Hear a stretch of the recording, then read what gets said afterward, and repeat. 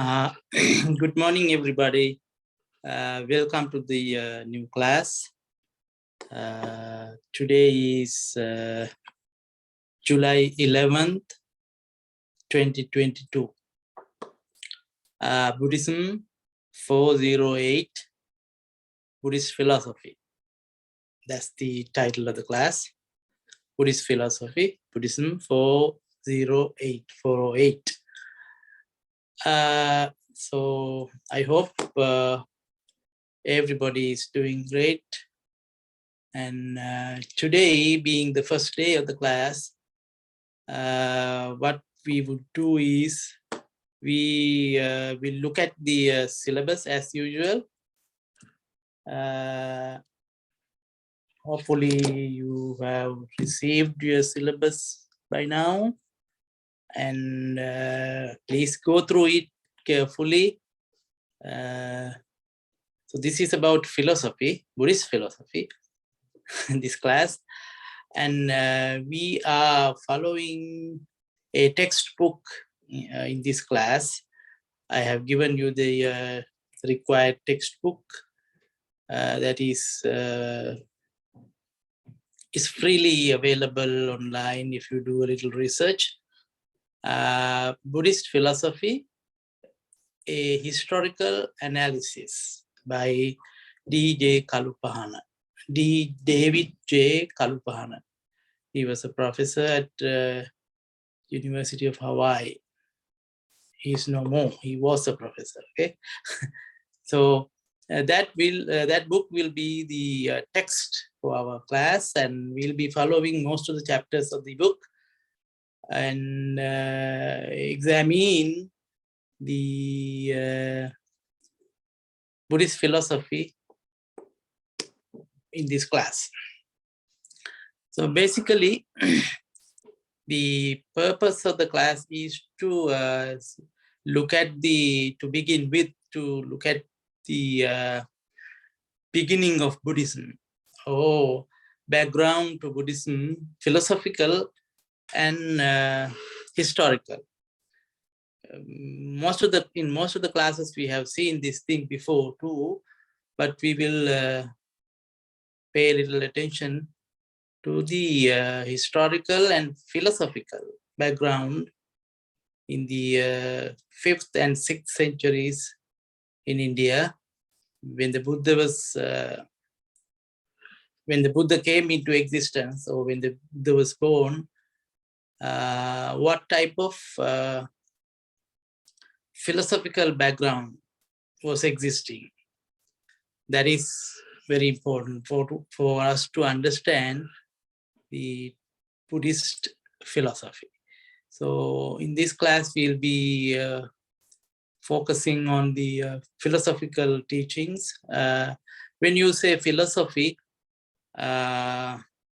you should be having some notions, some feelings about Buddhist philosophy or any other Western philosophy, Chinese philosophy, like that.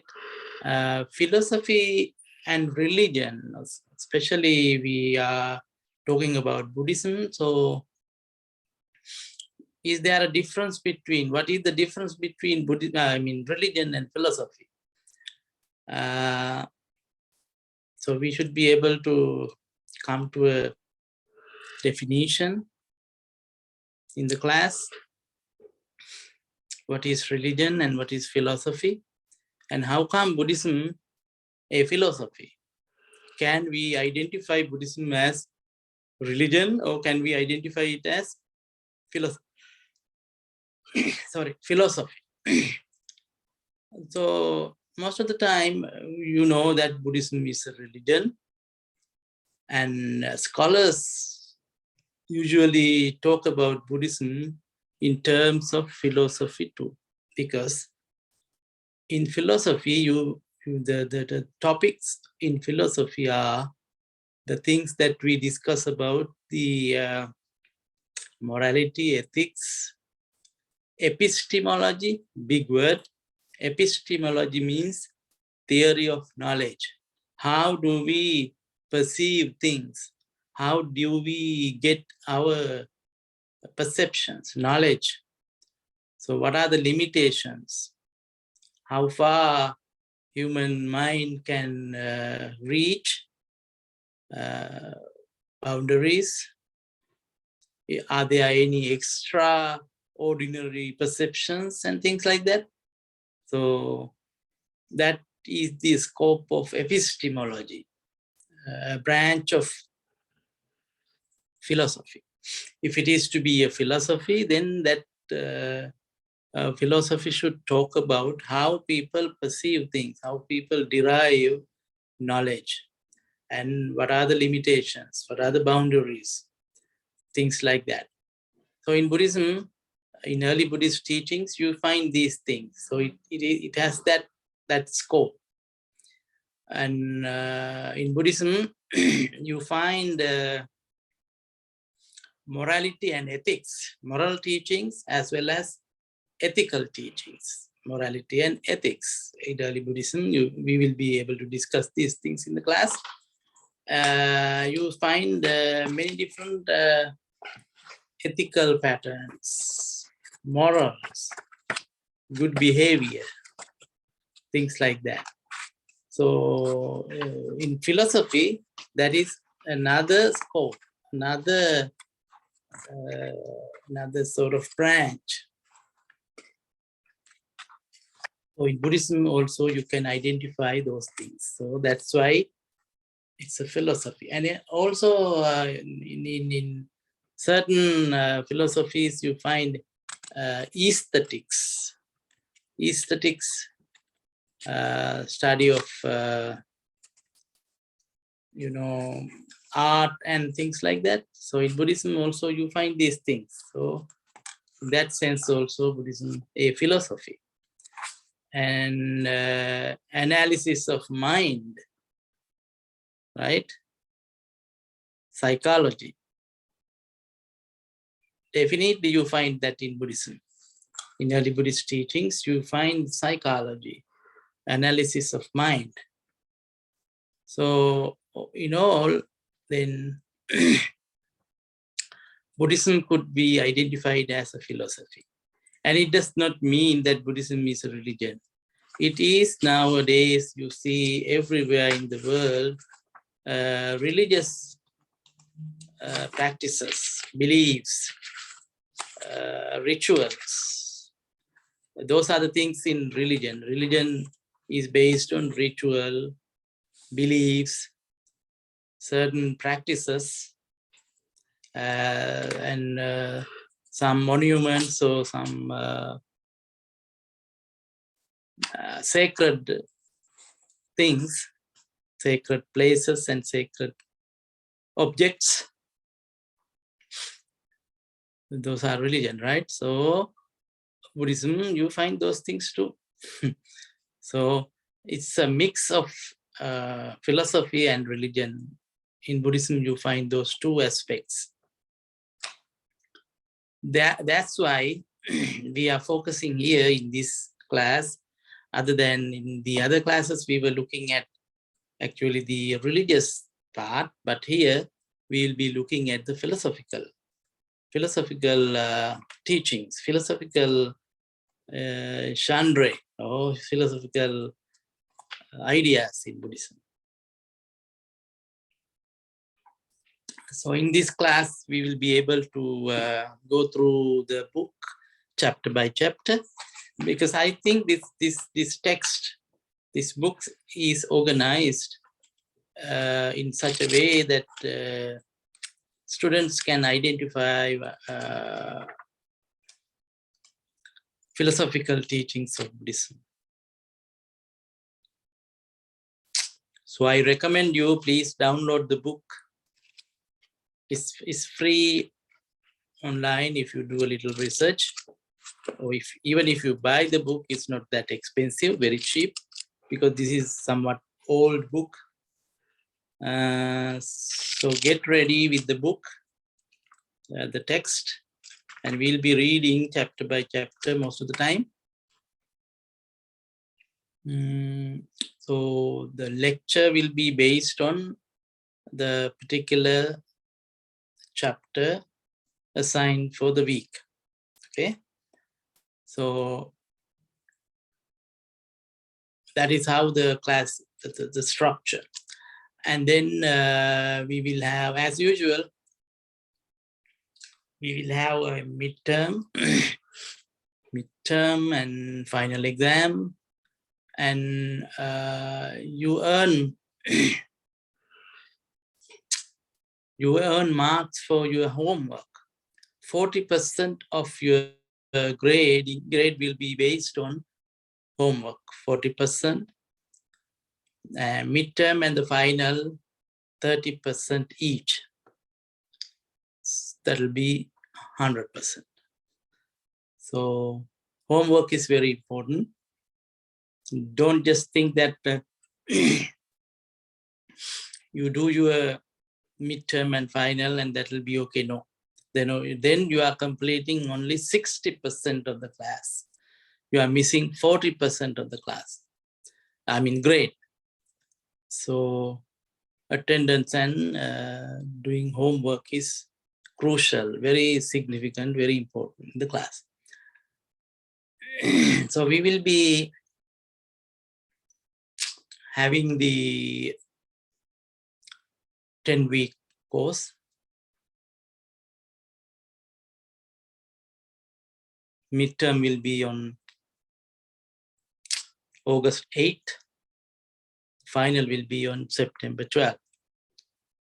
And the other weeks we will be learning things. You will be given a homework after each class. You will receive it in an email and write your answers and submit it via email. Email it to me. Excuse me. And then I will go through those things and grade them accordingly. That is the structure of the class and basic introduction. And you have in the syllabus, you find my email and my phone number. So if you have any question, please feel free to email me because it's the most convenient way of communication.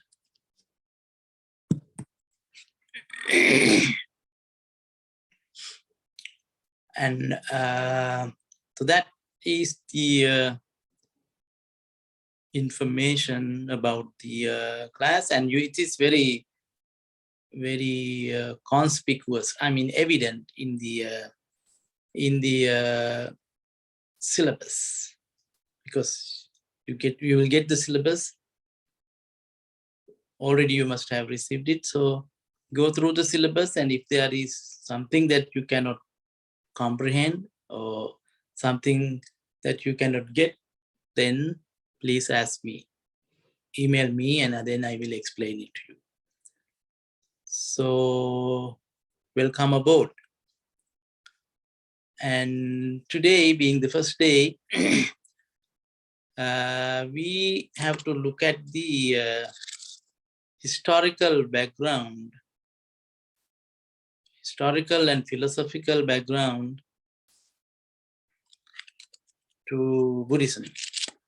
As you know already in other classes, Buddhism arose in India in the 6th century BCE. BCE means before the Common Era. So the 6th century BCE India, that means we are talking about 26 centuries ago, roughly about 2,600 years ago. So when we are going to talk about a history in 26 centuries ago, do you think it's an easy task? It's not easy task, but our sources to learn about the background, historical background of Buddhism, we have certain sources. Sources in the sense that, especially for Buddhism, we have the what you may call the Pali canon, the 3 baskets. Perhaps you must have learned about these things before. And that in those texts, the 3 baskets are a very huge collection of texts. So in those texts, you find, if you read carefully,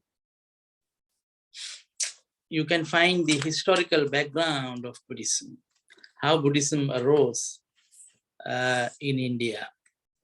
And at that time, the existing social norm or social pattern is called Brahmanism, Brahmanic religion or Brahmanic philosophy.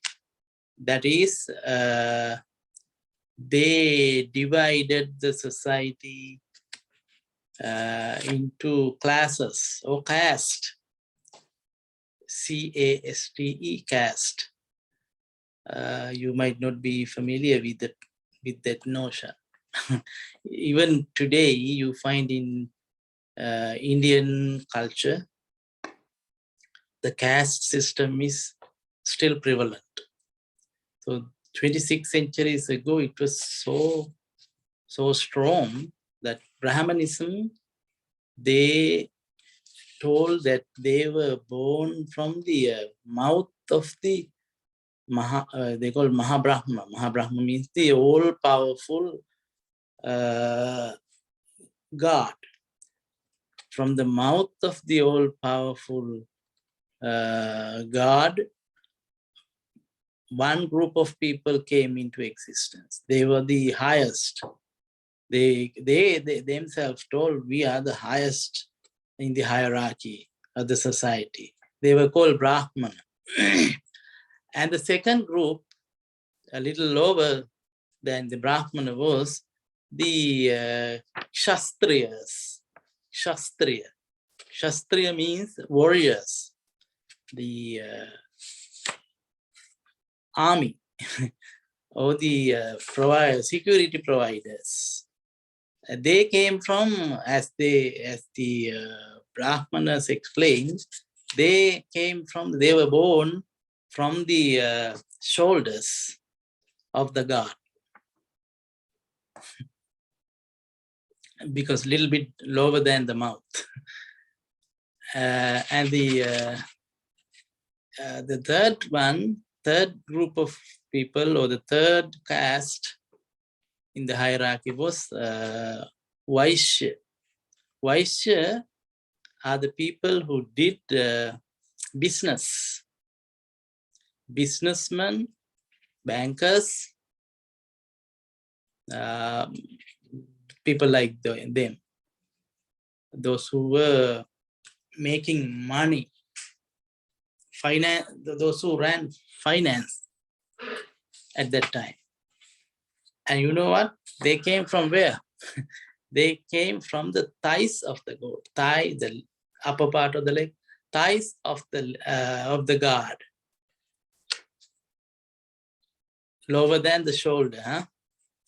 And then the 4th caste, unfortunate group of people. They are untouchables. Or the word is Shudra.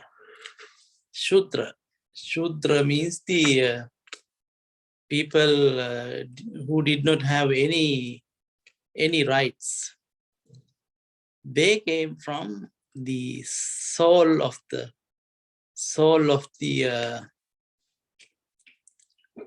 Mahabrahma, or the god. You know, the soul is the very bottom of your feet. See the hierarchy: mouth, shoulder, thighs, and the soul. In that hierarchy, the lowest caste did not have any privileges, any rights, no education. no right to learn religion, learn and practice religious things.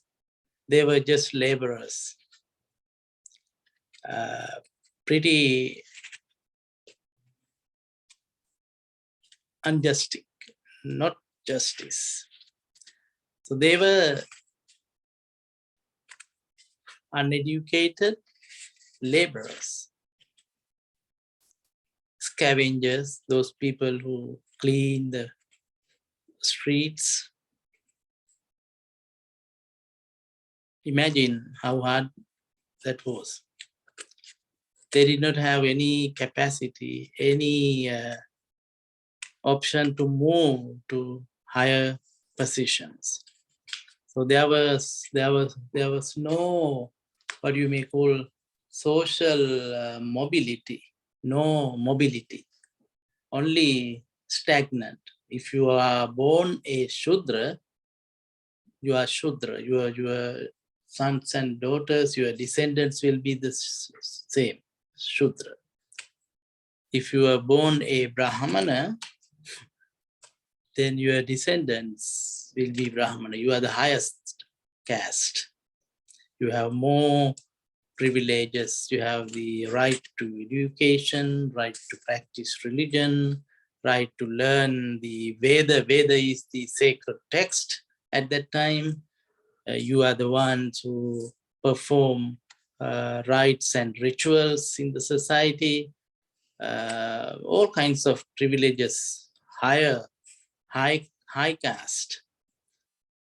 So this type of society at that time, when the Buddha was born, he was born into that type of society. And so society was divided in terms of their birth. In terms of their birth. So you can understand in a society like that how things are managed.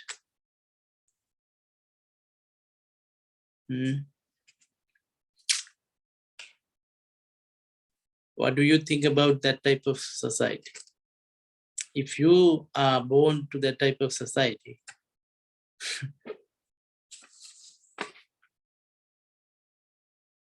that will be a miserable experience. So in that historical background, Buddha came along and he invented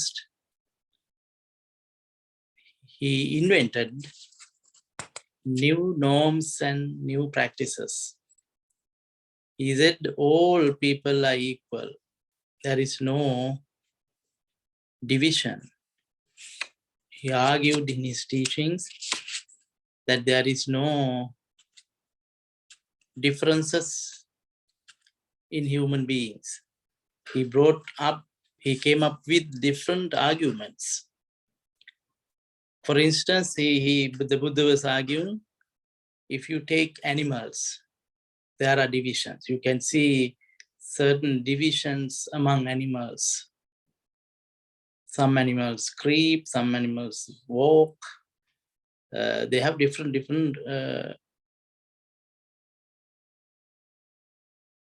behavior.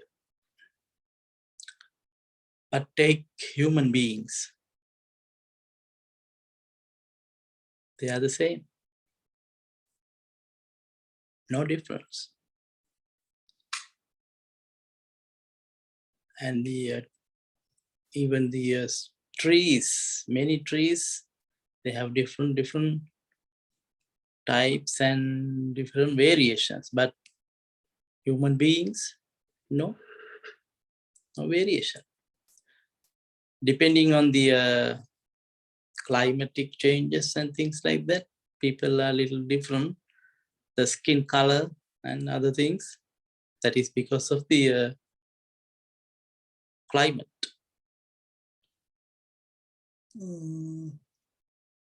So these type of arguments. In the first chapter of the book, you can read about these things. The Aryan invasion means India was first, as far back as 6,000 years ago. The land was invaded by what you may call Aryan. Aryan are the white, as they call, they are white. And the indigenous people at that time in India, they were black. The same thing, black and white. Even here you find that difference and that clash. So in the first chapter, you will be able to get some information about these things. Please read the chapter. I'm just giving you just a summary. And in this society, the philosophy was that you have to accept the word of the Brahma, of the all-powerful God. He created this world. And it is the wish of it is his wish that prevails in the society. You cannot move from your status, social status, to a higher status. And the women were given the very low position in the society. They did not have any right or privileges. This is how Indian society at the time of the Buddha. At the time Buddha was born. So out of this social context, out of this historical background, Buddha came, and Buddha, you know Buddha's life story and all that. Siddhartha Gautama, he came to this world, and he actually criticized that old pattern. And he established what you may call the Buddha's message, his teachings, and then followers of the Buddha, Sangha. And little by little things started to change. People looked at things differently because of the Buddha's teachings. So then we will be looking at how he introduced certain things. You have to change your attitudes, and how Buddhist teachings influence to change people's mind, change people's attitude. So that will be our class. And in the future sessions, we will be looking at these things. And for now, I think it's enough for today, the introduction. Please go through the syllabus, be familiar with the procedure, the structure, and you will get, at each class, you will get a homework assignment, and please do that homework during that week and email that to me in Word format, okay? You have to do your homework on Microsoft Word and submit it to me as an attachment to the email. Hope everything is clear. So let's wind up for today, and we'll see you next week. If you have any questions, as I told you, please contact me, email me. I will help. So welcome. Let's start our journey. Thank you very much.